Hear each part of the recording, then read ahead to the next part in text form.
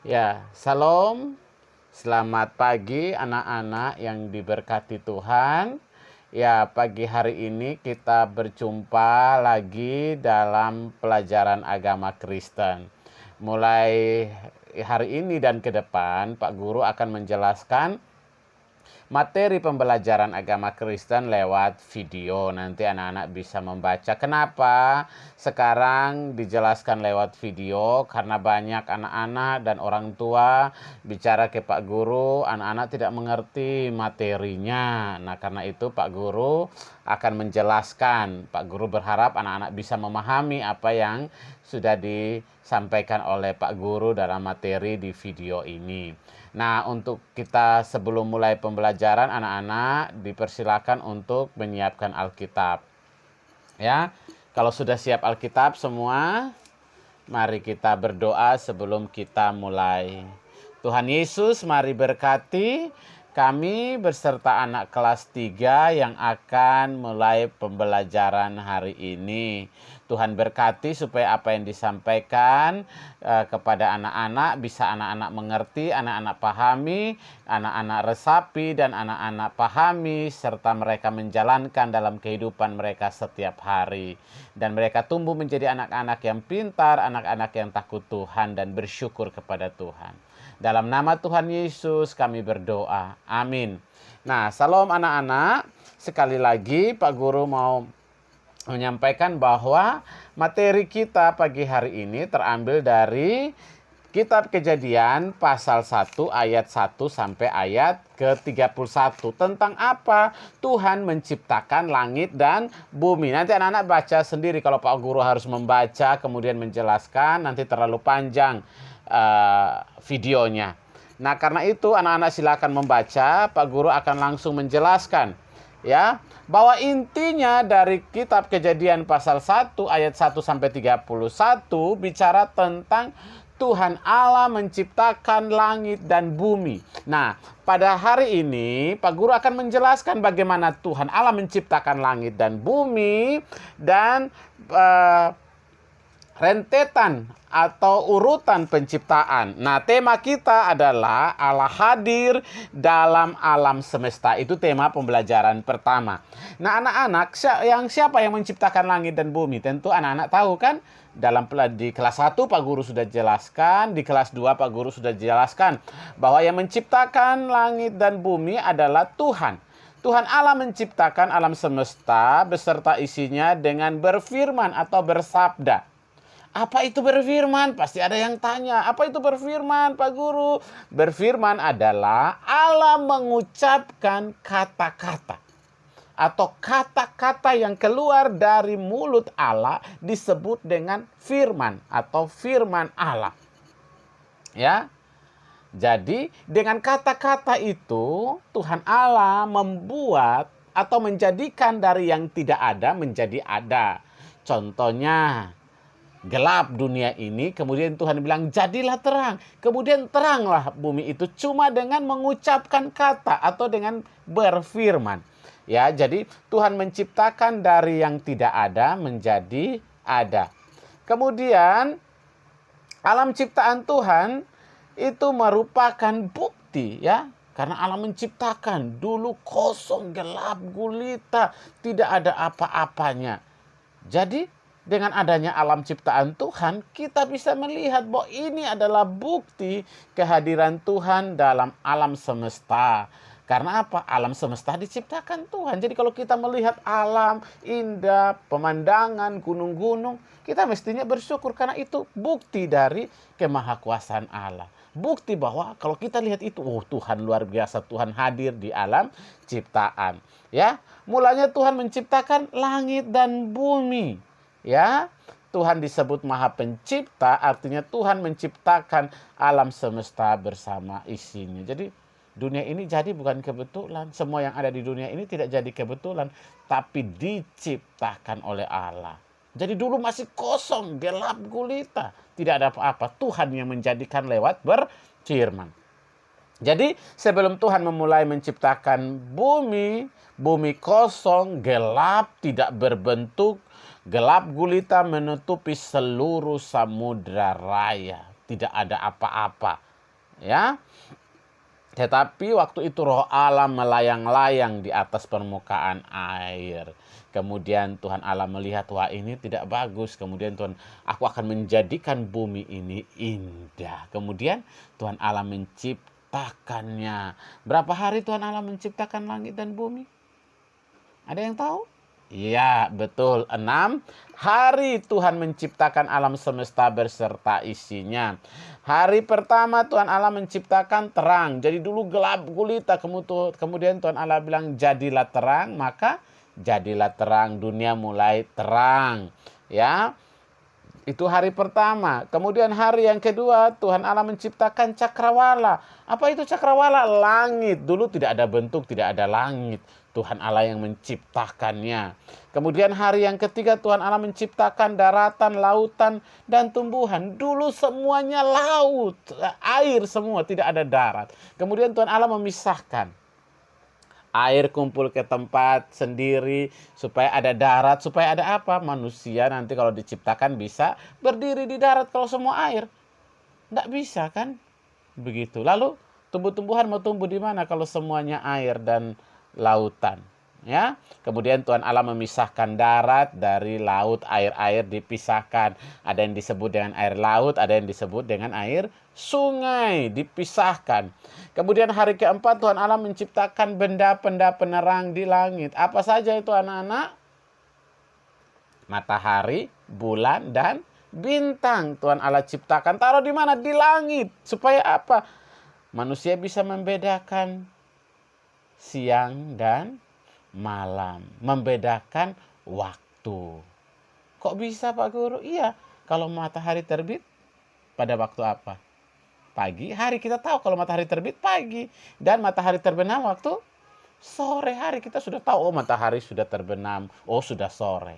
Kemudian kalau bulan dan bintang muncul malam hari, kita tahu, oh sudah malam hari. Dia bergantian menerangi bumi. Kemudian hari yang kelima Tuhan menciptakan binatang yang hidup di air dan binatang yang hidup di udara. Coba anak-anak tahu kan binatang yang hidup di air? Apa saja? Ikan dan segala jenisnya. Apalagi? Udang, kepiting. Apalagi? Lele. Apalagi? Banyak sekali ya. Kemudian yang hidup di udara apa? Burung, kelelawar, kupu-kupu. Ya, banyak ya Tuhan Allah yang menciptakan. Itu pada hari yang keberapa? Hari yang kelima. Kemudian hari yang keenam Tuhan Allah menciptakan binatang yang hidup di darat. Apa saja? Kerbau, kuda, singa, harimau, kucing, kambing, kuda, dan lain-lain.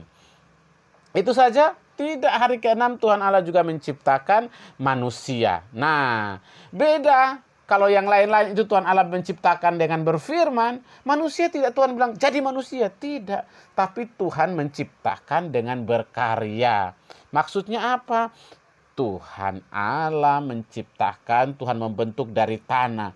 Siapa yang pernah main ke pantai, kemudian buat orang-orangan dari pasir. Nah, Tuhan Allah buat seperti itu. Matanya, kakinya, hidungnya, dan semuanya.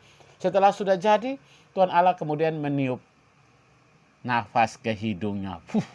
Kemudian berdiri itu manusia yang dibuat dari apa?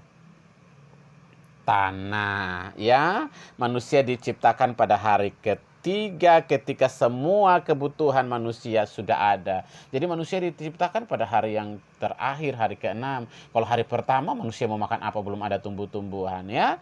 Padahal tumbuh-tumbuhan baru dibuat pada hari ketiga, yaitu pada penciptaan daratan, lautan, dan tumbuh-tumbuhan. Nah, manusia diciptakan segambar dan serupa dengan Allah. Artinya manusia diciptakan dengan dilengkapi sifat-sifat Allah. Segambar dan serupa dengan Allah artinya dilengkapi dengan sifat-sifat Allah. Nah, sifat-sifat Allah yang diberikan kepada manusia apa? Kasih. Supaya apa? Manusia saling mengasihi. Kesucian supaya apa? Manusia bisa menjaga kekudusan hidup. Tapi ternyata manusia tiap hari berbuat dosa, melanggar perintah Tuhan. Kemudian dikasih akal budi supaya apa? Manusia bisa membedakan, bisa berpikir, bisa pintar, bisa membedakan mana yang baik dan mana yang jahat. Manusia diberi sifat-sifat Allah supaya mampu melaksanakan perintah Tuhan. Ya, Tuhan Allah melihat segala ciptaan itu sungguh amat baik ketika habis diciptakan oleh Tuhan Allah. Nah, pada hari ketujuh, hari ke-6 menciptakan, hari ketujuh Tuhan Allah berhenti. Untuk apa? Istirahat dan memberkati semua ciptaannya agar dapat hidup bahagia. Nah, itu tertulis dalam Kejadian 1 ayat 28. Kemudian Tuhan bilang apa? Beranak cuculah dan bertambah banyaklah, penuhilah bumi dan taklukkanlah itu, berkuasalah atas ikan-ikan di laut dan burung-burung di udara dan atas segala binatang merayap di bumi. Jadi setelah Tuhan menciptakan semuanya termasuk manusia, Tuhan Allah bilang apa? Taklukkan itu dan berkuasa. Artinya bahwa Tuhan Allah menciptakan alam semesta dan diberikan kepada manusia untuk menjaga, merawat, memelihara, tapi menggunakannya dengan bertanggung jawab. Manusia dijadikan rekan sekerja Allah. Artinya apa? Allah yang menciptakan, manusia yang merawat dan menjaga ciptaan Tuhan. Semua yang diciptakan Tuhan sangat berguna untuk kelangsungan hidup manusia, ya.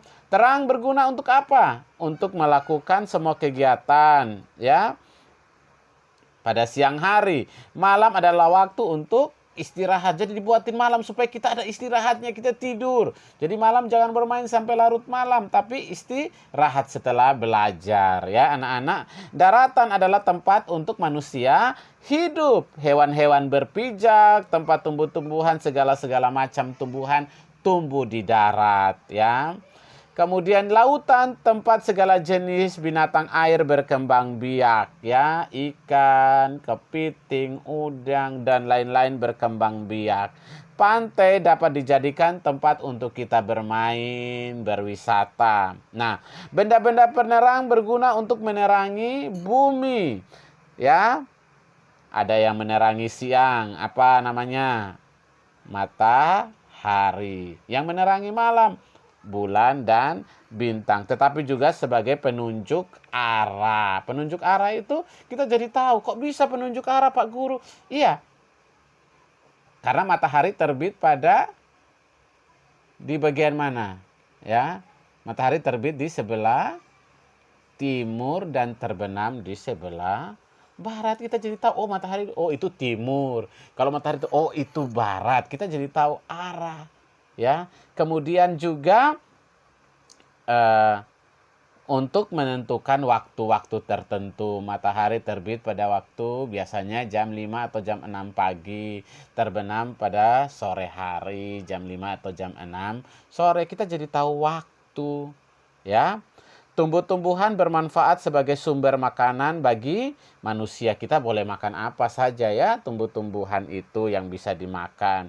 Hewan bermanfaat sebagai sumber protein bagi manusia. Contohnya telur, daging ayam itu protein, ya, bagi manusia. Daging-daging, ya. Tuhan memberi hak kepada manusia untuk memanfaatkan alam ciptaan untuk kelangsungan hidupnya. Manusia juga memiliki kewajiban untuk merawat, menjaga, melestarikan alam ciptaan Tuhan supaya mendatangkan manfaat bagi manusia. Kalau kita tidak merawat alam rusak, kita mau makan dari mana? Binatang-binatang punah, apa yang bisa kita dapat? Ya, walaupun sekarang binatang sudah ada di kandang, di ternak begitu, tapi kita harus tetap menjaga alam ciptaan Tuhan supaya tidak panas, supaya tumbuh-tumbuhan bisa tetap bertumbuh dan kita boleh mendapat oksigen dari tumbuh-tumbuhan, ya. Nah, kisah penciptaan yang sudah Pak Guru cerita dari yang tidak ada menjadi ada. Kemudian Tuhan Allah menciptakan begitu indah, ya, semua diciptakan dengan berfirman dan semua jadi, kecuali manusia Tuhan karyakan sendiri dan memberikan napas hidup. Dan Tuhan menciptakan semua ini untuk apa? Manusia. Supaya apa? Kita belajar bersyukur bahwa semua yang Tuhan buat itu baik dan indah bagi kita.